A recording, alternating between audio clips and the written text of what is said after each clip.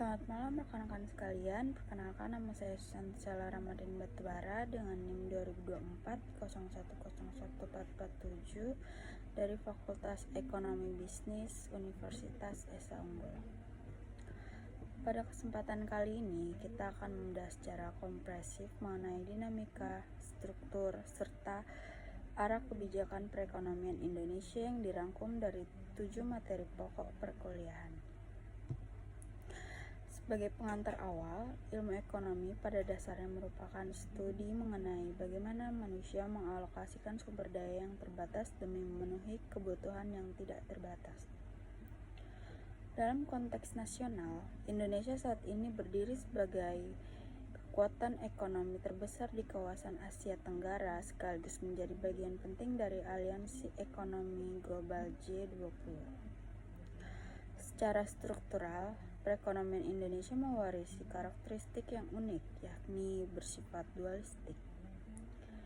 Fenomena ini ditandai oleh perpaduan yang berjalan beriringan antara sektor modern yang padat modal seperti industri pengolahan dan pertambangan dengan sektor tradisional yang bersifat padat karya serta pertanian dan kerajinan rakyat.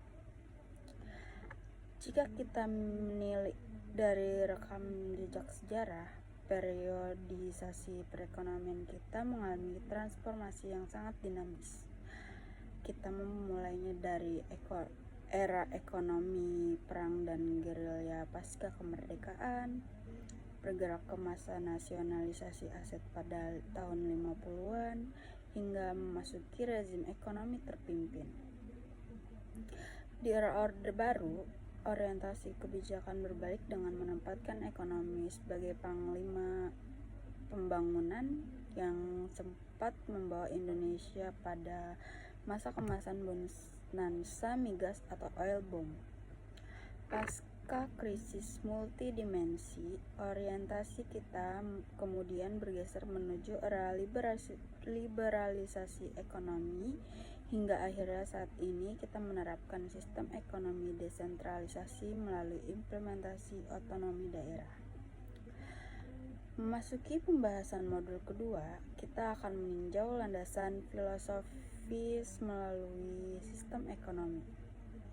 Secara global, terdapat berbagai spektrum sistem ekonomi, mulai dari sistem tradisional yang subsisten, sistem kapitalis liberal yang mengagungkan mekanisme pasar bebas, hingga sistem sosialis komunis di mana seluruh faktor produksi dikendalikan secara mutlak oleh pemerintah pusat. Di tengah polarisasi tersebut, Indonesia secara tegas memilih jalurnya sendiri, yaitu sistem ekonomi campuran yang dikristalisasikan menjadi sistem ekonomi Pancasila atau demokrasi ekonomi. Sebagaimana yang diamatkan dalam Undang-Undang Dasar 1945 Pasal 33, sistem ini menetapkan bahwa cabang-cabang produksi yang penting bagi negara dan menguasai hajat hidup orang banyak wajib dikuasai oleh negara demi kemakmuran rakyat. Kendati peran intervensi pemerintah sangat kuat untuk mencegah terjadinya monopoli, sistem ini tetap memberikan ruang hidup yang proporsional bagi sektor swasta serta koperasi sebagai pilar ekonomi rakyat. Selanjutnya, pada modul ketiga, kita fokus pada indikator performa makro, yaitu pertumbuhan ekonomi.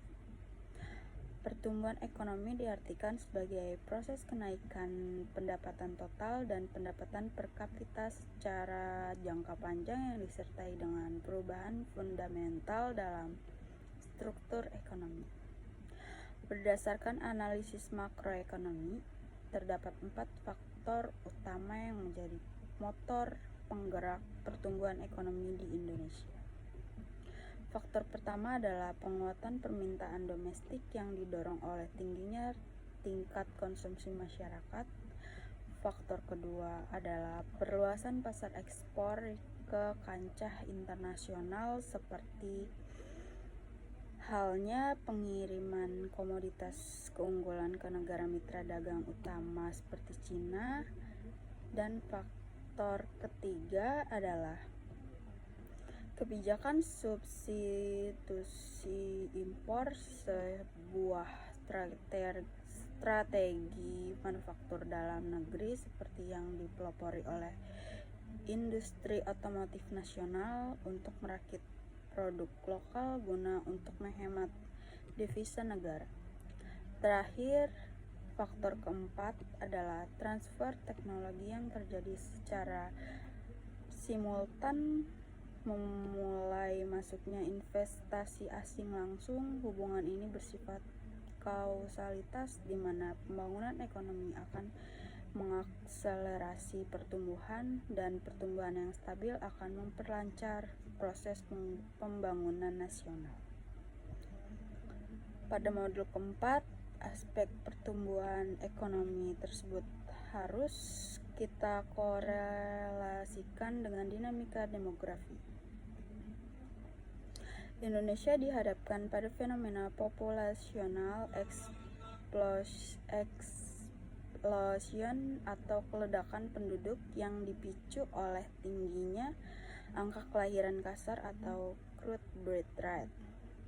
Sementara angka kematian mengalami penurunan signifikan berkat kemajuan teknologi kedokteran dan perbaikan kualitas lingkungan hidup. Kondisi demografis yang masif ini membawa tantangan besar pada pasar tenaga kerja apabila pertumbuhan angkatan kerja tidak diimbangi dengan ketersediaan lapangan kerja yang produktif, maka akan memicu lonjakan angka pengangguran. Dalam perspektif ekonomi makro, salah satu indikator yang mencerminkan kesehatan dunia usaha adalah pergerakan pasar saham. Ketika pasar saham mengalami tren penguatan atau menguat, hal tersebut mengindikasikan bahwa sektor bisnis dan korporasi sedang berekspansi yang secara teoritis diharapkan dapat memperluas penyerapan tenaga kerja di sektor real. Menyambung tantangan kependudukan tersebut, modul kelima menggarisbawahi pentingnya konsep ketahanan pangan yang bertumpu pada sektor pertanian. Sektor pertanian merupakan pilar yang sangat strategis nasional karena kontribusinya yang masif terhadap produk domestik bruto, penyerap tenaga kerja terbesar, serta penjamin ketersediaan pangan dalam negeri.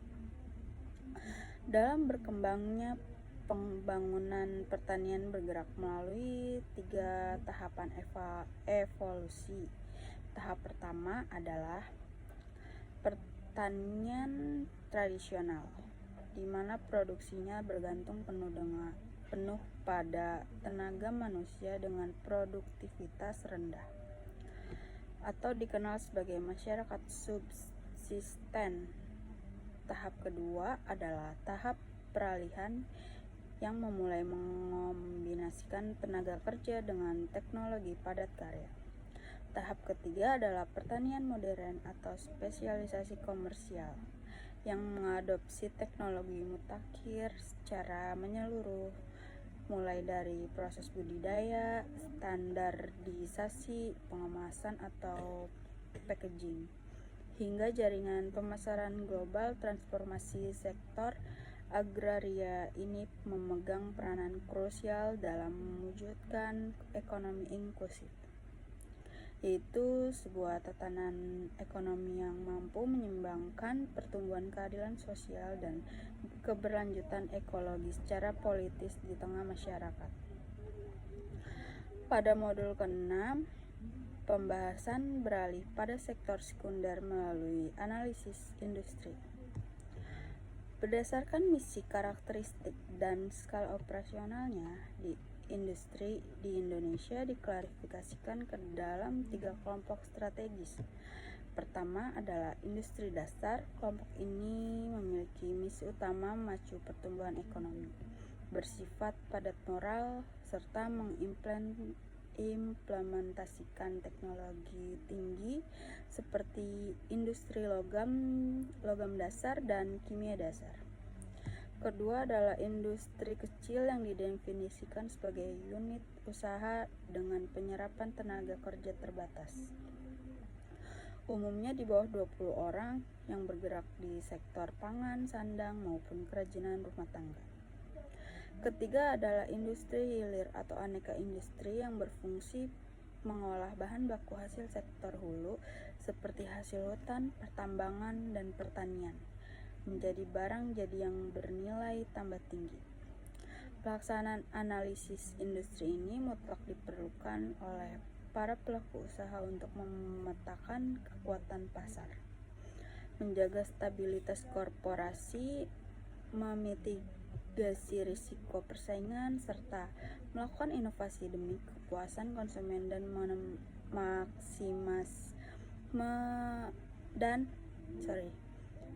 maksimisasi keuntungan. Sebagai penutup, modul ketujuh, seluruh aktivitas sektor real dan industrial yang telah kita bahas memerlukan instrumen pengendali berupa kebijakan moneter.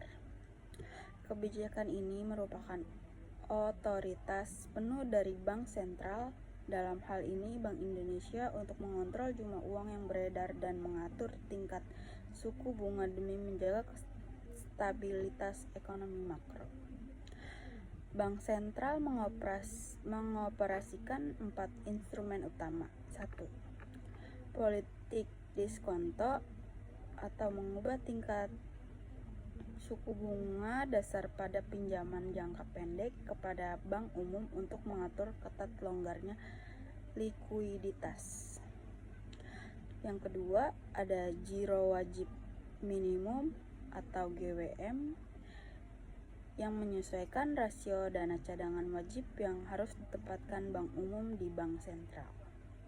Yang ketiga ada operasi pasar terbuka atau OPT yang melakukan aktivitas jual beli surat berharga seperti sertifikat Bank Indonesia untuk menyerap atau menambah likuiditas di pasar uang.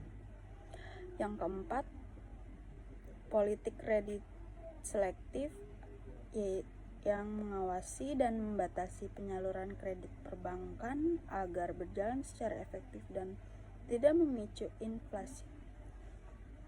Secara transmisi, kebijakan moneter ini pertama-tama akan mempengaruhi stabilitas sektor perbankan dan keuangan yang kemudian pengaruhnya ditransfer ke sektor real guna menjaga kesempatan kerja, stabilitas harga barang, serta keseimbangan neraca pembayaran internasional. Dari kesimpulan ini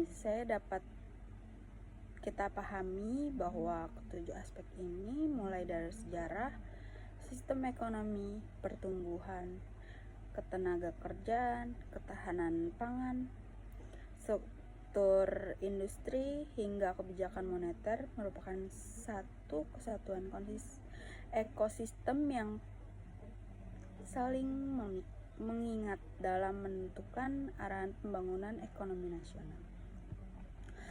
Demikian pemaparan rangkuman komprehensif mengenai perekonomian Indonesia dari sesi pertama hingga ke-7. Semoga penjelasan ini dapat memberikan perspektif akademis yang jelas dan bermanfaat bagi kita semua. Terima kasih atas perhatian Anda. Selamat malam.